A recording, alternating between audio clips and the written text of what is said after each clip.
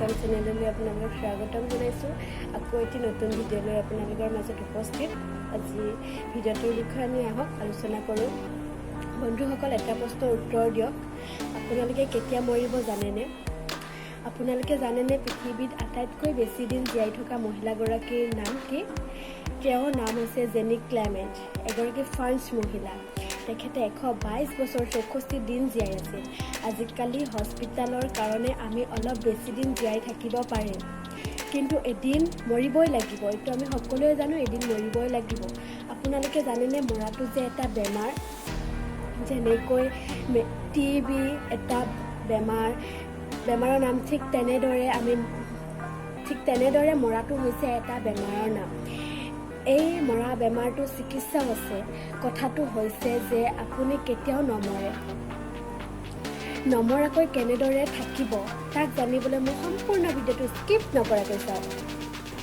মই আপোনালোকক সম্পূৰ্ণ বুজাই ক'ম।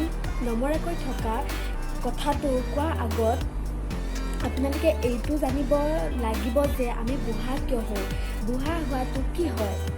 কোৱা মতে বুঢ়া হোৱাটো এটা জীয়াই থকা ছাইড এফেক্ট। আমি সদায় কৰি থকা কাম যেনে দৌৰা ফুৰা, খোৱা বোৱা, উশাহ নিশাহ লোৱা, তেনেকুৱা যিকোনো কাম যি আমি ফিজিকেলি কৰোঁ, এইবিলাকে আমাৰ শৰীৰৰ সুস্থ কৰি ৰাখে। কিন্তু এটা সময়ত আমাৰ শৰীৰ কমজোৰ হোৱাৰ কাৰণে আমাৰ এই কামবোৰ কৰিব নোৱাৰোঁ, যাৰ ফলত আমি মৃত্যুমুখত পৰোঁ।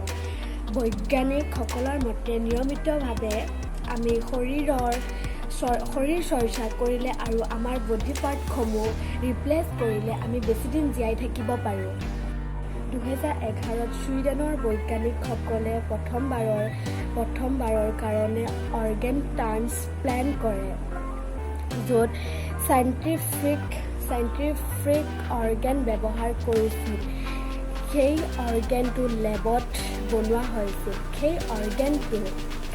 সেই অৰ্গেনটো বৈজ্ঞানিকসকলে মাত্ৰ কেইদিনমানৰ ভিতৰতে বনাই দিছিল।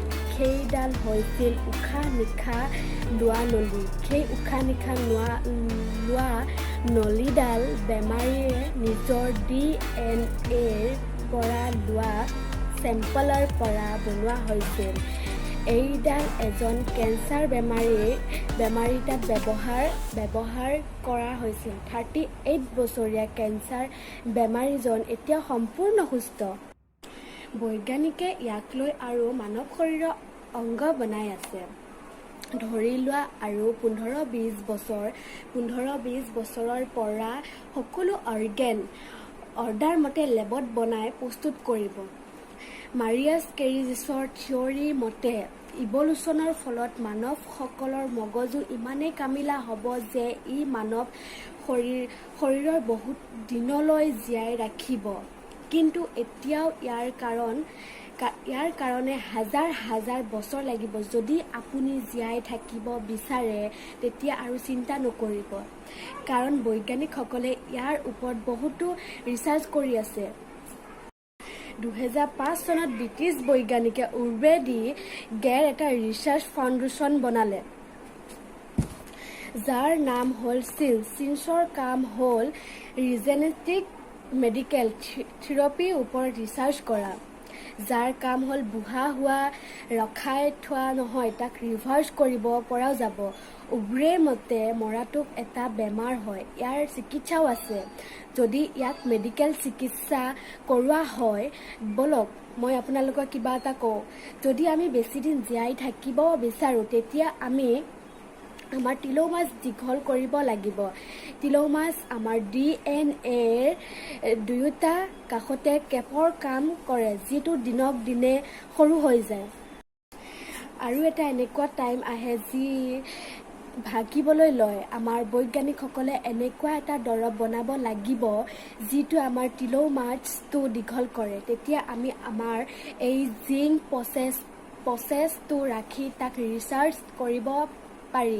উব্ৰে মতে আমি 25 বছৰৰ পাছত আমি এনেকুৱা দৰৱ বনাই ল'ম, চাইণ্টিফিক এণ্ড ডাইৰেক্টিং অফ ইঞ্জিনিয়াৰিঙেৰে ৰে কুৰজুৱেল মতে মানুহে আৰু অলপ সময়ৰ ভিতৰতে ছুপাৰ এডভান্স মাইক্ৰস্কপিক নেন'বট বনাই ল'ব, যিটো মিলিয়নত মানৱ শৰীৰত এৰি দিব, যিয়ে আমাৰ তেজতকৈ 1000 গুণ বেছি ভালকৈ কাম কৰিব। তেতিয়া আমাৰ শৰীৰটো 100% সুস্থ থাকিব।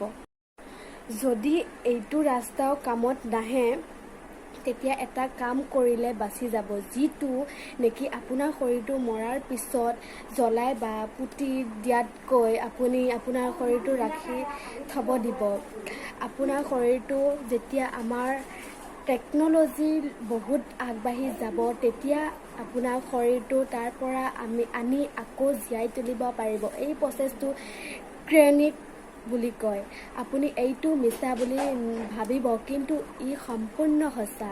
এই প্ৰচেছটোত আপোনাৰ শৰীৰটো লিকুইড নাইট্ৰজেন সুমুৱাই ৰখা হ'ব আৰু আপোনাৰ তেজখিনি কাইৰা প্ৰটেক্টৰ ফ্লুইড দি ৰিপ্লেচ কৰি দিব, যাতে তেজে আইচ ক্ৰিষ্টেল বনাব নোৱাৰে আৰু অৰ্গেন যাতে বেয়া হৈ নাযায়। আপুনি বিশ্বাসেই নকৰিব, এতিয়াও 250তকৈ বেছি বডি এনেদৰে ৰাখি থোৱা হৈছে আৰু 1000তকৈ বেছি লোকে আবেদন কৰিছে।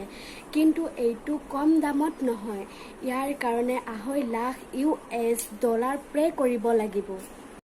আজি ভিডিঅ'টো চাই যদি আপোনালোকৰ ভাল লাগিলে, like, comment, share and subscribe কৰিব। আকৌ পুনৰ ভিডিঅ' লৈ আপোনালোকৰ মাজত আকৌ লগ পাম।